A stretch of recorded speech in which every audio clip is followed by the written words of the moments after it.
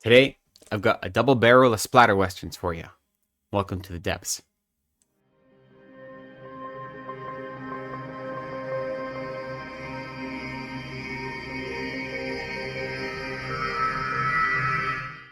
Hello, welcome to Reading from the Depths. My name is Lecton. Thank you so much for joining me again. Today, I have a review of two Splatter Western novellas for you. As part of my ongoing Splatter Western project, I'm reading all of the novels and novellas and graphic novels that are included in the Splatter Western series that are published by Deathhead Press, and I have two of them to talk about today.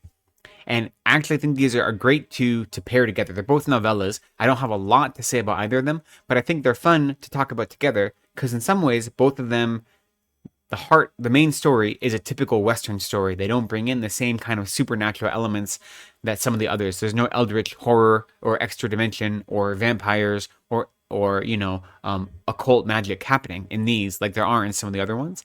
And yet they're wildly different. And so they're fun to talk about both of them. The first one I want to talk about is actually the fourth one published in the Splatter Western series, and this is The Night Silver River Run Red by Christine Morgan.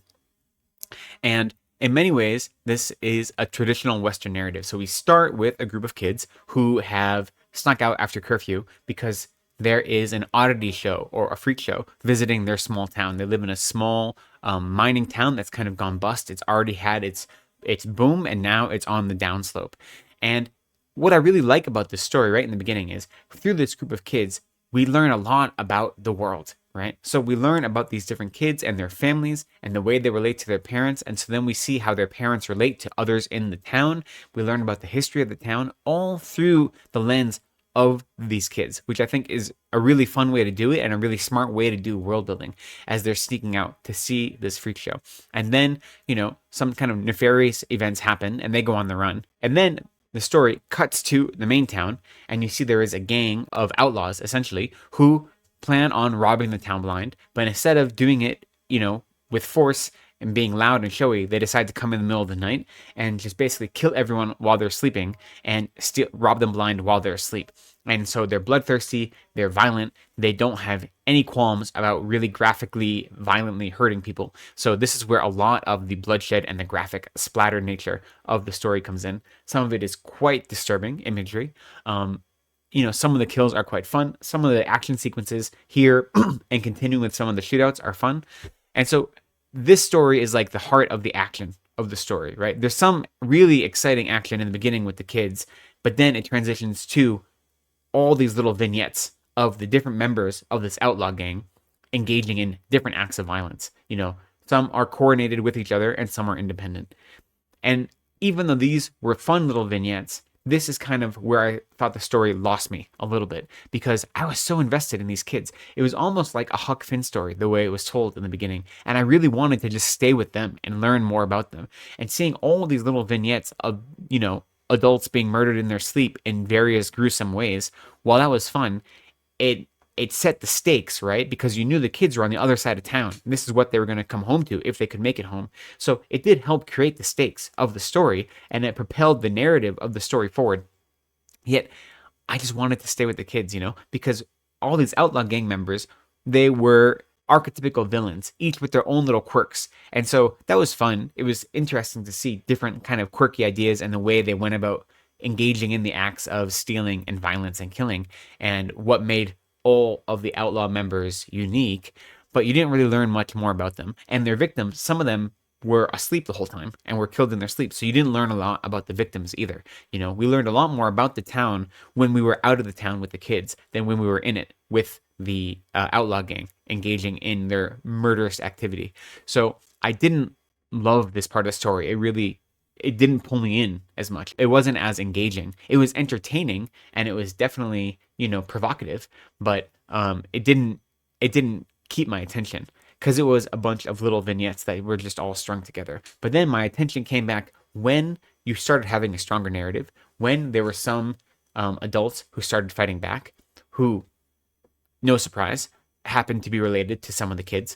And I guess that's a little bit of a spoiler, but you can also kind of expect it because that's how narratives work.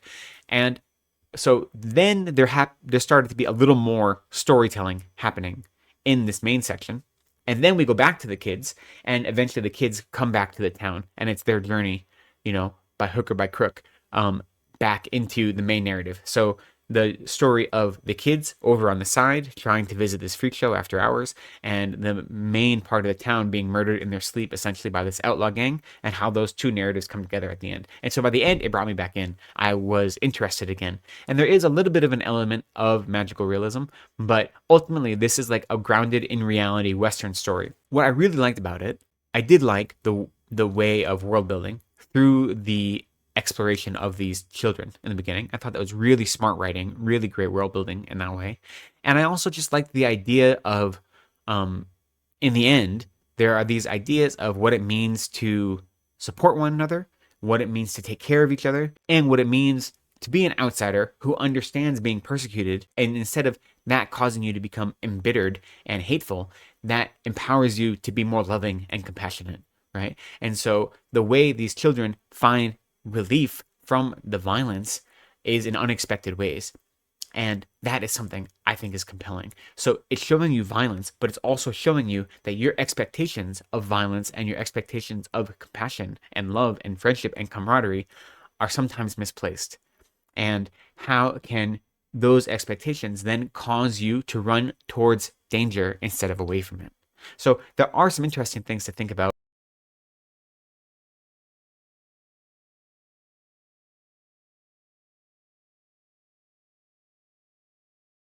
I think Christine Morgan did a really good job with the overall story. In the middle, it did lose me a little bit, but it had to have some of that shock factor, some of that splatter, bizarro vibe. And so I understand it. I really like the parts with the kids and the world building using the kids as the lens. And when the kids' narrative and the outlaw gang's narratives came together, that was what was most exciting for me. But overall, I had a fun time reading it. It was a novella. I read it in a day. It was the first book I read for Garb August. And so I highly recommend it. Again, it's called The Night Silver River Run Red by Christine Morgan, and it is the fourth novella or fourth book published in the Splatter Western series. And now I think that's interesting to compare to this next one. And this next one I spoke a little bit about in my July wrap up. And this one is Human Shaped Fiends by Chandler Morrison. And this was the 11th book in the Splatter Western series. Many people know of Chandler Morrison because of his debut novella, Dead Inside, which is about a young man who's a janitor at a hospital who is also a necrophiliac, and he falls in love or has a relationship with a doctor at the hospital who is a cannibal. And it is a gore fest. It is really disturbing, really over the top, and it's known for like breaking every taboo. And that's why people, it's a quote unquote extreme horror or disturbing horror book. And so that's what he's known for. This Western is not like that at all. Or is it? That's the question. So the Western itself is a very simple story. It is a gang who is terrorizing a town. The sheriff has to stop them, and he's somewhat incompetent. So an outsider gets hired by the mayor to come in and do the job for him, and nothing goes to plan. And it's, violence left, right, and center, and it's really bloody, it's really graphic, it's really over the top. But every chapter, or almost every chapter, is interspersed with these meta chapters of the character of Chandler Morrison trying to write a Western and having writer's block and not knowing how to write it. And so there is this fictionalized version of Chandler Morrison, and he's talking about how he has to include scenes of, violence and rape and incest and all of these gross, disturbing images because that's his brand. Because people love him for Dead Inside. They don't care about his other novels, which he thinks are better than Dead Inside. And he has to feed the beast and live up to the expectations of the brand. And he has to do that in a genre, this Western genre, that he's not good at, or he doesn't know a lot about. And so there's this meta discourse constantly happening with a fictionalized version of Chandler Morrison, as well as some other authors that you may know, and who are his fictionalized versions of his friends who are also in this story. And the jacket copy tells you that this is a meta story, and it tells you that there's two stories happening. You can tell it, the jacket copy, the blurb explains it, and the cover itself has two covers. The bottom upside down cover is Chandler Morrison, and the top half is the Fiends that take place in the Western. But I had forgotten that when I started reading the story. I knew it when I got my copy of the book, but I have a digital copy of the book, so I don't really look at the covers very much. And I just knew I had wanted to read this one, and so I'd forgot there's this meta aspect. And so when that first meta chapter came in, it took my breath away, and it was really, really fun. And in some ways, I think I enjoyed this story more than The Night Silver River Run Red. However, the Western in this story is much less interesting. It's much less compelling. The characters are pretty archetypical. They're violent, they're bloody, they're graphic, and there's no meaning to their violence. And that's part of the point. Like Chandler Morrison himself, in his meta chapters, talks about how the violence is meaningless. It is not, he says in his other books, his other books aren't horror novels, they're satire, and they use violence to tell a story. But here, since his fans have become accustomed to extreme and graphic violence, he has to put it in to appease his fans, even if it's meaningless, and even if it doesn't serve any sort of meaningful end to the story. And so I just really like this idea of exploring what it means to be indebted to your fans, to be indebted to the thing that gave you popularity, and what it means to struggle with that. And so I thought the meta commentary was really well done, actually. And it could be cheesy. It could be lampshading, saying, I don't know how to write a Western, so the Western story isn't going to be any good. It could be all those things. But I thought the tone was just enough to say, I understand this is what I've done in the past, and this is how I struggle with that. Like, I thought it was a really compelling look into the author and using this way to explore it. And it's common to see authors write themselves in fiction.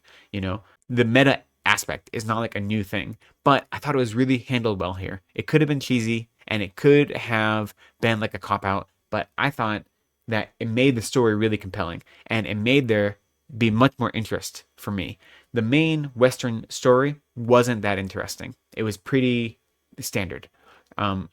It was fine. It had some fun elements. It had some really graphic scenes that were over the top and, made your stomach turn a little bit. But that was the point. They didn't do anything to forward the narrative in any meaningful way. And it was a reflection on what it means to be writing in this extreme horror genre.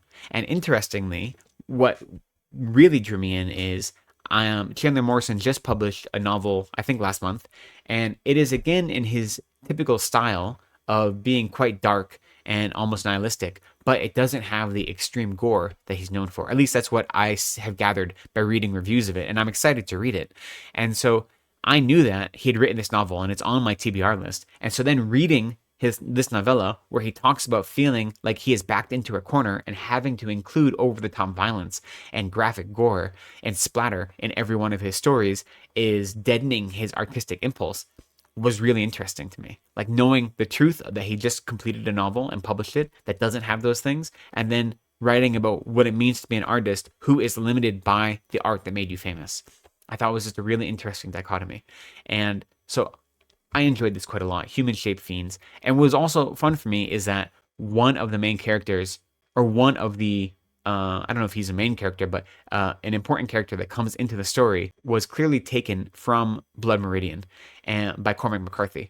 All of a sudden, seeing certain things referenced in relation to this character, I thought was like really exciting, even more meta level. So the character takes the name of one of the characters from Blood Meridian.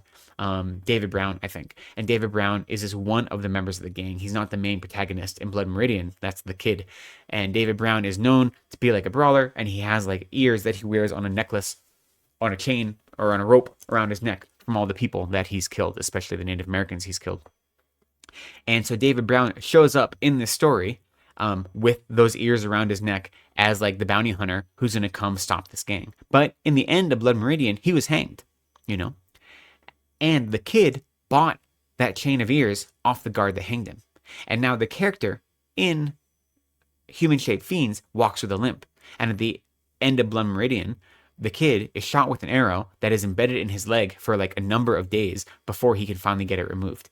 And so it seems like this kind of antagonistic figure that shows up in Blood Meridian and who is at odds with the sheriff, because the sheriff isn't competent enough to do the job, is the kid from Blood Meridian, or a different version of him, who has taken the name and the mantle of David Brown, who is another character from Blood Meridian. If you've read Blood Meridian, there is a giant time jump near the end between the second to last and last chapter, or something like this.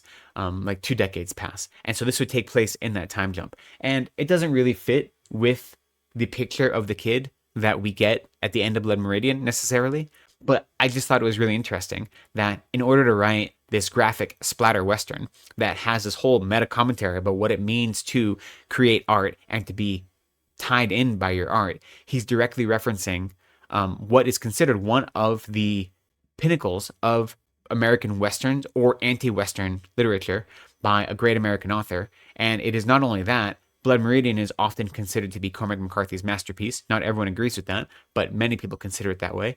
It is about good and evil to some extent, and about human nature and the relationship between human nature and good and evil. And so to use that as a starting point for this graphic, bloody little novella that has this whole other meta aspect, I thought was just ingenious. I thought it was really smart, and I could be reading way more into that than he meant, but I think that he's expecting you to bring some of that to the story. I had a lot of fun with this one. With both of them, I enjoyed quite a lot.